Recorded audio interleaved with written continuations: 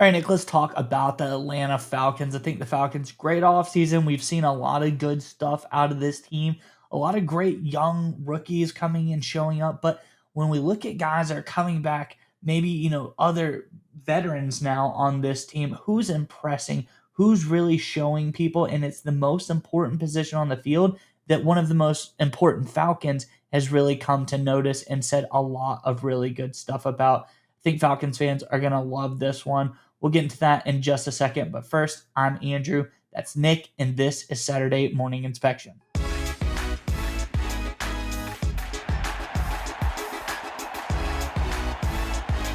right, Nick, as I alluded to, the most important position on the field, I'm pretty sure everyone already knows it's the quarterback position. Some good news on that. And one of the more important Falcons, I know there's a little bit of controversy there, but he has been a fantastic player, and I think he's been a great voice in the media nowadays. Michael Vick has come out and said his thoughts on Michael Penix Jr. Let's get into the article, and we can talk more about it and get into the data on the other side. This is from over on SI.com. It says, former Falcons quarterback Michael Vick, now the head coach at Norfolk State University, visited the team's practice facility for OTAs and had high praise for Michael Penix Jr., a fellow and first-round pick who is preparing his first full season as a starter. I think that's pretty important here. It says, I'm excited for Mike. I think this is going to be an amazing season for him, Vic said. Just watching him practice, it looks like everything has slowed down. He made good reads, moved well in the pocket, with some complementary players like around him, like Bijan, Drake, Kyle. These guys are really going to do something special this year, Vic said. So another Mike at the quarterback position, and Mike Vick is really saying a lot of good things about Mike Penix Jr. But I think we see it. He talks about the game slowing down. He talks about coming into his first full season as the starter, really getting those reps, really getting to prepare.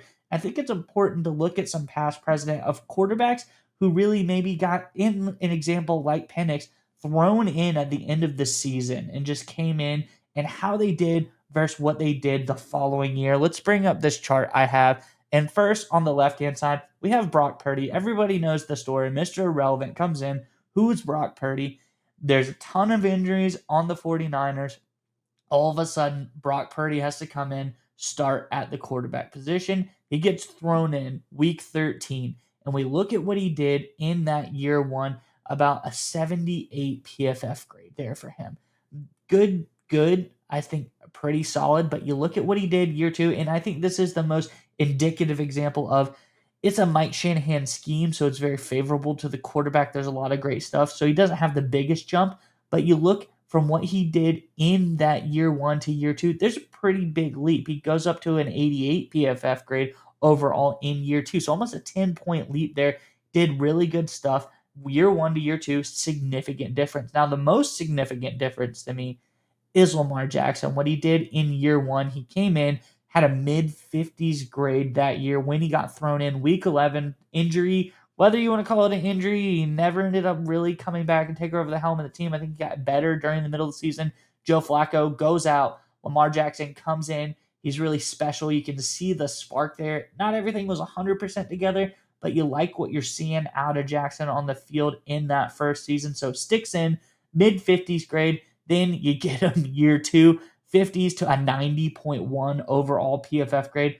Very, very impressive. A huge astronomical jump, unprecedented, unheard of, from a year one to year two jump there for Jackson. But finally, we have Michael Penix and what the future brings. Penix came in, and as these guys, he was also thrown in even later than these other two guys. Week 16 comes in and really starts to get his first starts the last three games of the season here.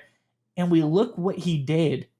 It was very impressive. He's already in the high 80s, about an 87 overall grade for Penix. What is he going to do year two? I think if we look at past precedent, we look at what Michael Vick is saying. This is a guy where everything's starting to slow down. He's starting to make his reads better. He's got a full offseason running with the ones, being with his weapons under his belt. We look at what guys like Brock Purdy did, a big jump there. We look at what Lamar Jackson did, huge jump there. I think it's not crazy to say Michael Penix is set up to be in the elite tier of quarterback this season. He's set up to be in the 90 plus category this season, where his grades are going to land. I think this is a guy It's going to do a lot of really good stuff. I think it's going to bring a lot of good stuff to the table. He's going to be able to read defenses, pick them apart, use his legs when he needs to. I think this is going to be a really impressive offense this year for the Atlanta Falcons. Just that year 1 to year 2, there's a lot coming in week 16, only having a couple games to figure things out, but you get a taste of it. You go into your offseason, everything starts to slow down. Week 1, year 2, I think we're going to see something incredible out of this Falcons offense. I think Michael Penix is going to be an extremely good player this year. Curious what your thoughts are on this one, Nick. But before we get to you, Falcons fans, in the comment section below, what do you think? Do you think Michael Penix makes a big jump like the other two quarterbacks I mentioned who got thrown in later in their year 1 in their careers? Do you think Michael Penix does something similar? Is there going to be a big jump? Or you think there's a regression? Did he show us the best that he had already? Came in, no one had a lot of tape on him. He only had a couple games, did some really good stuff there, and that's all we're going to see. Let us know what your thoughts are, or is it something in between in the comment section below? But nonetheless, Nick, what are your thoughts on this latest out of Atlanta? So when you look at Michael Penix Jr., obviously small sample size, but his numbers, his grades were outstanding. You mentioned, of course, a second ago, but when you dive deeper into his analytics, and granted, it was only over a handful of games, there's a lot to really like. So when it comes to young quarterbacks, specifically rookie quarterbacks, a lot of times offensive coaches and sometimes the player itself, they're a little gun shy, right? They want to, hey, let's make it easy. A lot of checkdowns, a lot of screens, simplify the reads, play action bootleg, hit the tight end in the flat. Let's make it as clean as possible. Not the case for Michael Penix Jr. If you look at his average depth of target, how far downfield as on average his targets were on his attempts last season, it was 10.6, right? 10.6 average depth of target. If you look at a lot of the big name quarterbacks, the stars of the National Football League, Lamar Jackson, 9.3, Joe Burrow, 7.7, Justin Herbert, 9.2, Josh Allen, 8.7, Patrick Mahomes, 7.0, right?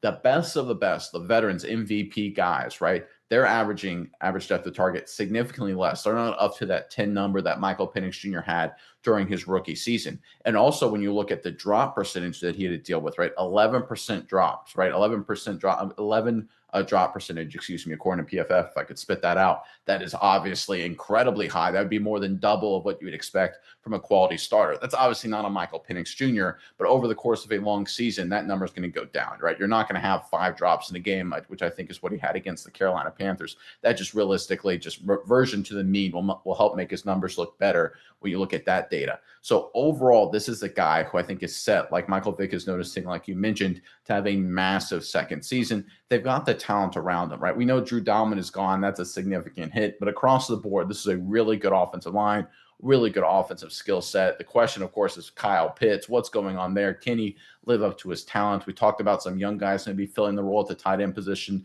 There's a lot to wait and see there. But overall, running game is great. They've got playmakers at receiver. Things are setting up very well for Michael Penix Jr. And I think this is what Falcons fans, when Terry Fontenot made this selection, number 8 overall, not this past draft, but the draft before, of course, a lot of people are like, I don't really like it, but we'll have to see how it shakes out. This is where you want it to be. I think this is the best the Falcons have been in a quarterback situation since Matt Ryan. I think that's very fair to say. Desmond Ridder came in. Marcus Mariota came in. It was like, Mariota's a short-term guy. Ridder may grow into the starter. Neither of those worked out. Of course, we saw Kirk Cousins. That didn't work out. So right away, in very short order, right? It's easy to happen. We see this all the time. Looking at you, New York Jets, you get in a situation of what I call a quarterback spiral. Browns are another great example where, okay, you were at one point you had an okay quarterback, but then you keep, well, we go to a rookie, we go to a veteran, do we go to a rookie, do we go to a veteran, and you just spiral and spiral. And suddenly we wake up and 30 years have gone by and you haven't had a good quarterback.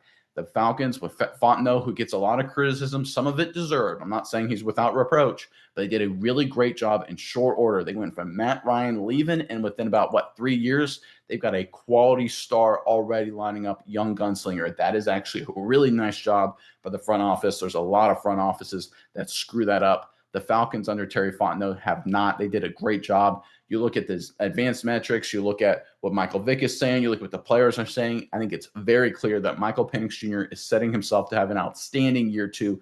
And look, we say this every year with this division, it's a wide open race. The Bucs are solid with Baker Mayfield.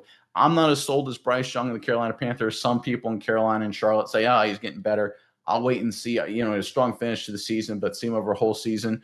I'm not so sure on the Saints. Young quarterback, whole new situation there. A lot of question marks there. This is a wide open division. On paper, I think the Falcons are the best team in it, especially when they have a guy like Michael Penix Jr. poised to have a massive year too. Yeah, Nick, and I think a key for me here, something to look at, is what the Falcons are going to be able to do on the defensive side of the ball this year. For Penix, I think a team that ranked about middle of the pack, exactly 16th overall in their defensive grades last year per PFF. This is a team who, they were just so mediocre, not a whole lot going on there. But you look at what they did. We did a video, our last Atlanta Falcons video, talking about some of the pieces they brought in. They got the Jalen Walkers in. They got James Pierce Jr. in. They have Xavier Watts in. Then got safety out of Oklahoma, Billy Bowman as well. There's four, I'd say three quality guys already in that lineup that are going to contribute and do some good things for the Falcons this year. I think the defense really took a big turnaround. I think we're going to see significant play there up from what we've seen in the past. So this is going to be a good year for this Falcons team. I think the offense going to make a big leap, but I think the defense could possibly make even a bigger leap and show that they can come out. And that's the thing. If you're playing complementary football, everybody gets better. If the defense is getting better after they were just so last year, the offense is going to look even better. You're going to get more turnovers, more stops. The offense is going to be able to get on the field more, going to catch the rhythm more. Michael Penix is going to be able to get in that groove. We're going to see more 10-yard gains down the field, just throwing the ball like crazy. I think this overall has been a great offseason for the Falcons. Defensive growth, offensive growth, and just really good stuff for the Falcons, Nick. Yeah, so and then to go back to advanced analytics, because the defense, I agree. I think the defense is going to be fine, but it begins and ends at the quarterback position. We all understand that, right?